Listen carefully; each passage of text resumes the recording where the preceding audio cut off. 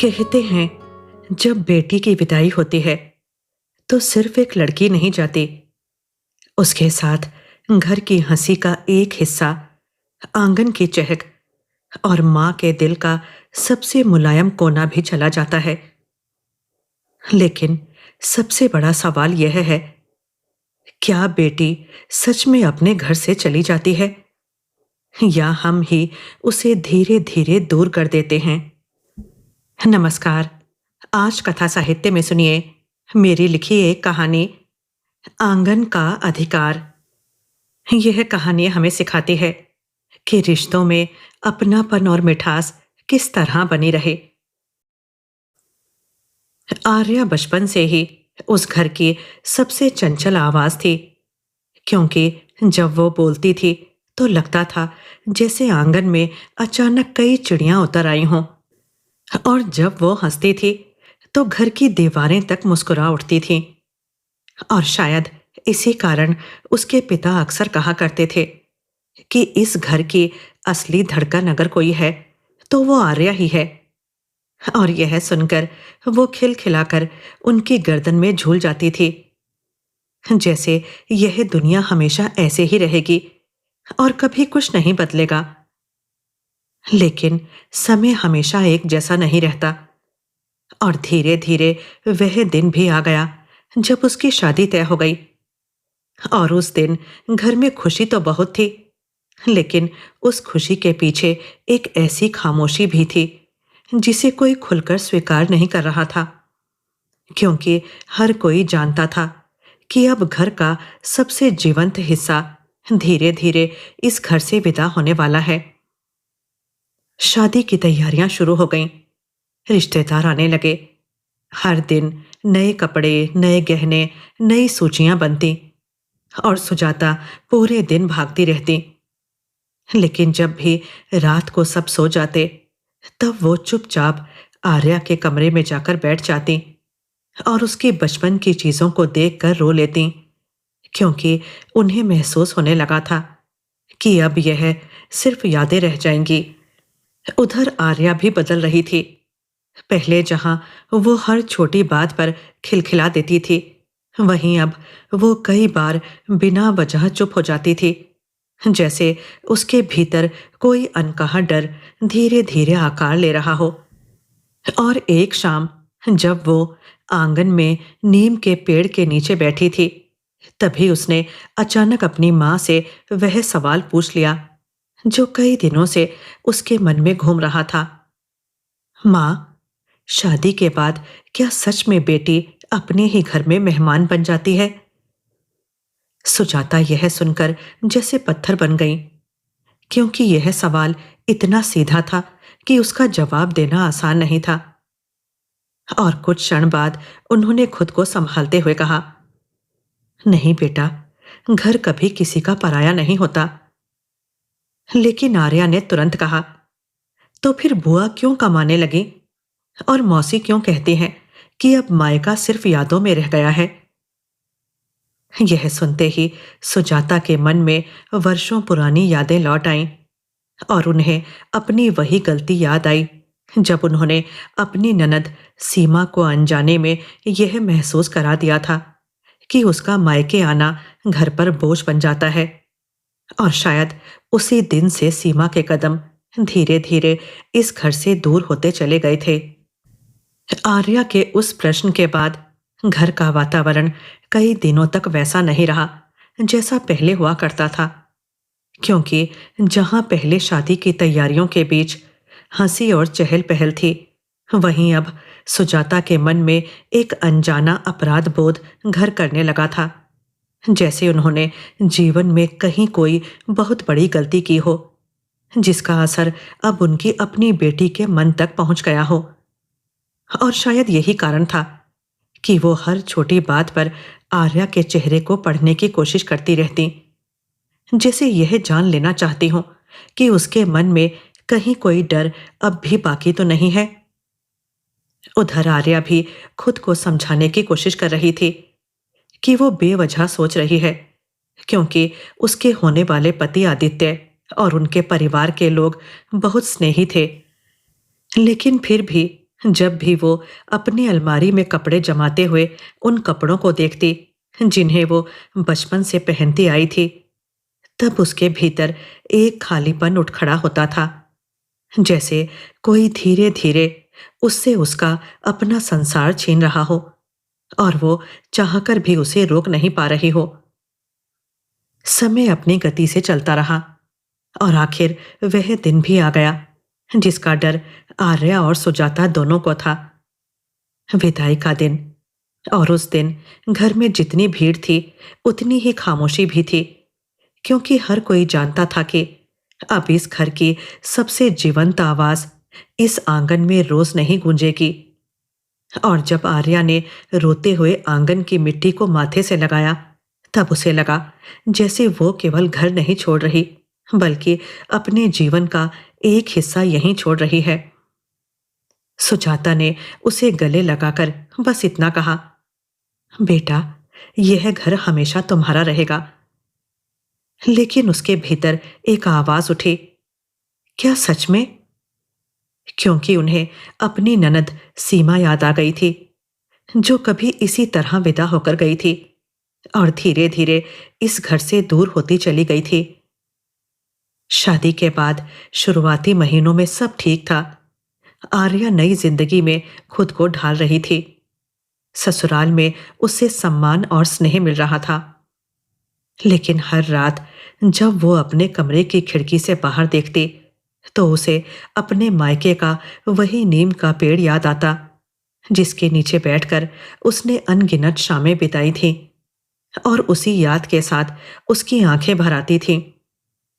वो रोज माँ से फोन पर बात करती, लेकिन धीरे धीरे उसकी बातचीत बदलने लगी।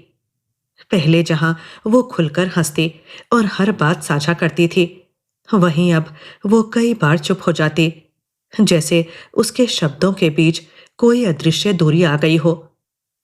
और फिर एक दिन उसने पहली बार यह कहा, माँ, अगले महीने आ जाऊं?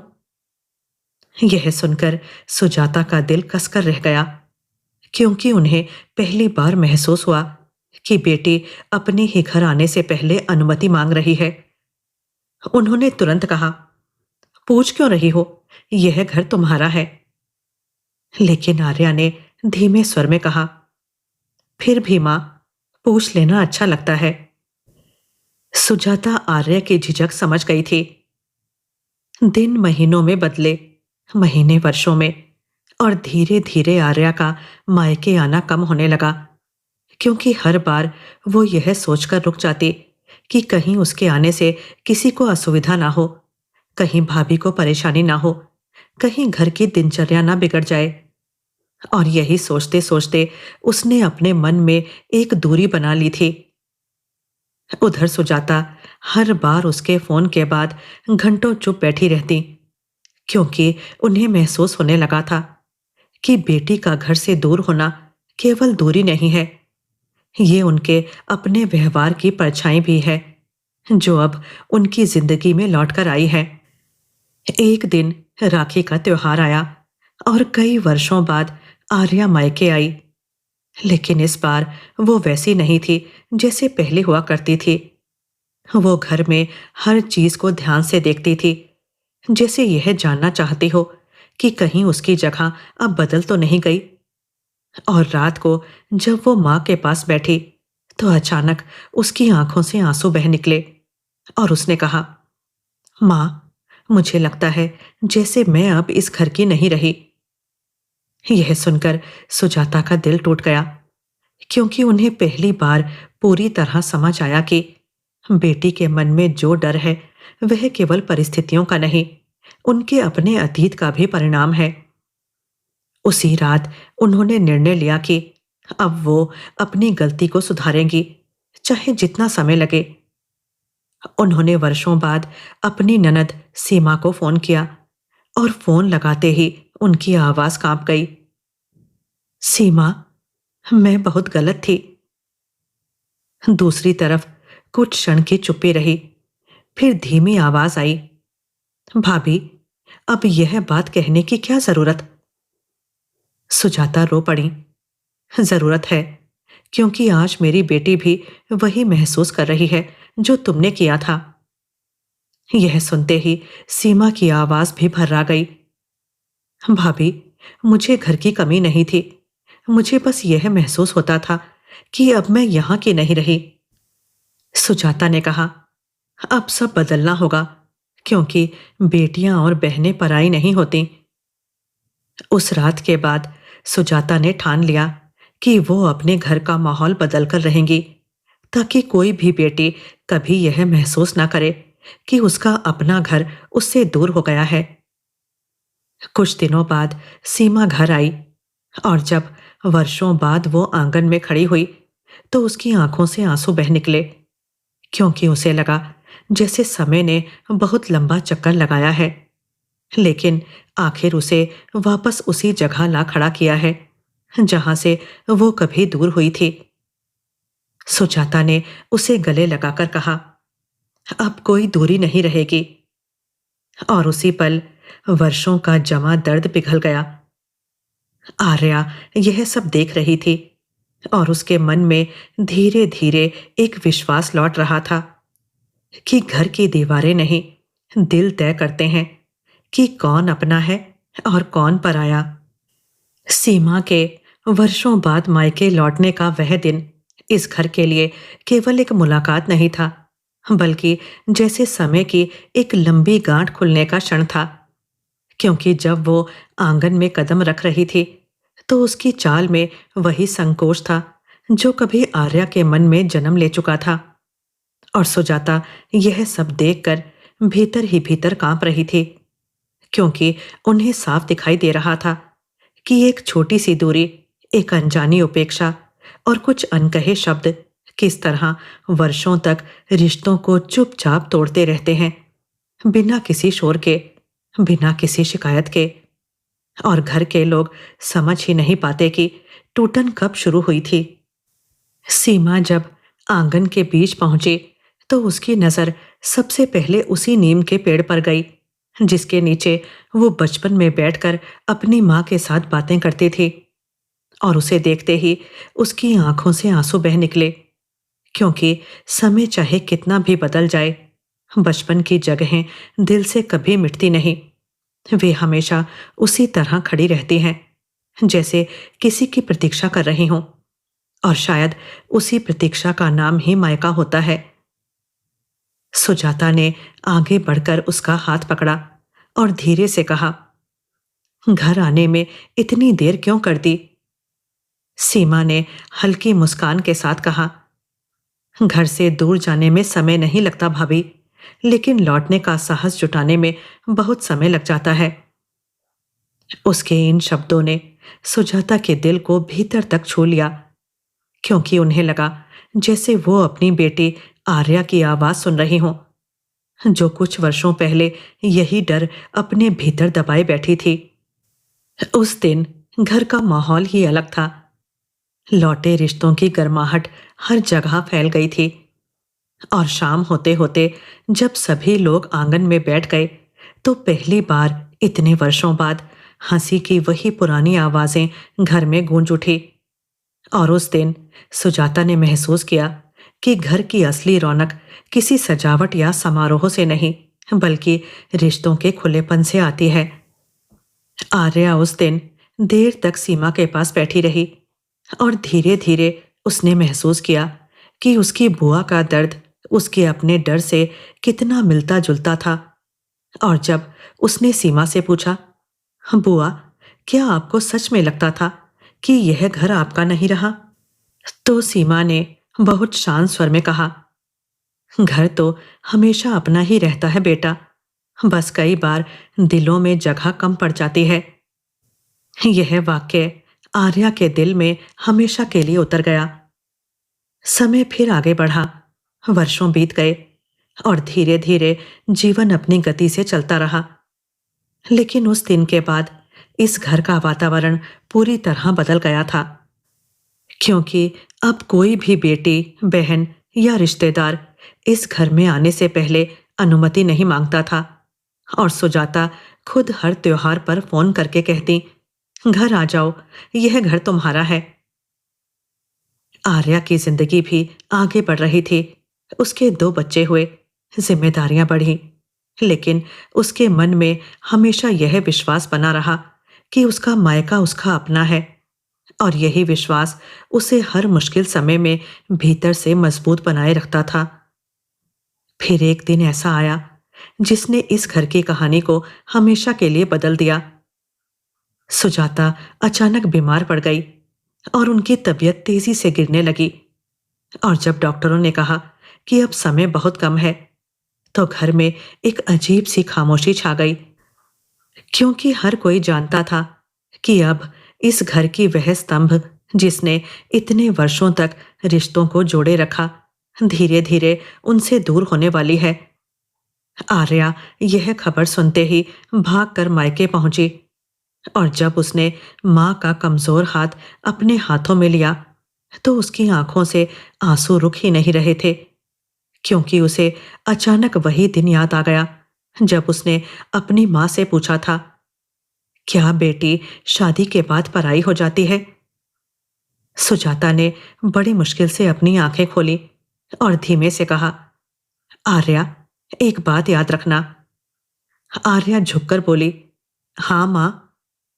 सुजाता ने बहुत धीमी आवाज में कहा, घर दीवारों से नहीं बनता, घर दिल से बनता है, और जब तक दिल में जगह रहे, कोई बेटी पराई नहीं होती।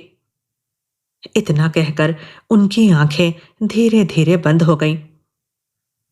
उस दिन घर का आंगन बहुत देर तक खामोश रहा, जैसे वह भी अपने सबसे पुराने साये को खो देने का दर्द महसूस कर रहा हो। समय बीतता गया, लेकिन सुजाता की वह अंतिम बात आर्या के जीवन का सबसे बड़ा सिद्धांत बन गई। वर्षों बाद आर्या की अपनी बेटी ने उससे वही सवाल पूछा, मां, शादी के बाद क्या मैं भी इस घर की नहीं रहूंगी? तो आर्या मुस्कुराई, उसे अपने पास बैठाया और कहा, बेटा, घर कोई जगह नहीं होता, घर एक एहसास होता है, और जब तक हम अपने दिल खुले रखते हैं, कोई भी बेटी कभी पराई नहीं होती। उस दिन शाम को जब 3 पीढ़ियां, दादी की तस्वीर, आर्या और उसकी बेटी एक साथ आंगन में बैठी थी, तब नीम के पेड़ से पत्ते गिर रहे थे, हवा हल्की सी चल रही थी, और ऐसा लग रहा था जैसे समय खुद रुककर इस दृश्य को देख रहा हो, क्योंकि यह केवल एक परिवार की कहानी नहीं थी, यह हर उस घर की कहानी थी जहां बेटियां विदा तो होती हैं, लेकिन उनका अपनापन कभी विदा नहीं होता। और उस शांत शाम में जैसे पूरा आंगन एक साथ कह रहा था, बेटियां पराई नहीं होती, बस उन्हें अपना कहने में देर नहीं होनी चाहिए। कहानी यहीं खत्म होती है। अगर आपके घर में भी कोई बेटी है, तो उसे आज ही फोन करके कहिए, यह घर तुम्हारा था, है और हमेशा रहेगा, क्योंकि बेटियां घर नहीं छोड़ती, बस लौटने की उम्मीद संभाल कर रखती हैं। कहानी आपको अच्छी लगे तो लाइक शेयर जरूर कीजिएगा। अपने कमेंट्स भी अवश्य लिखिएगा।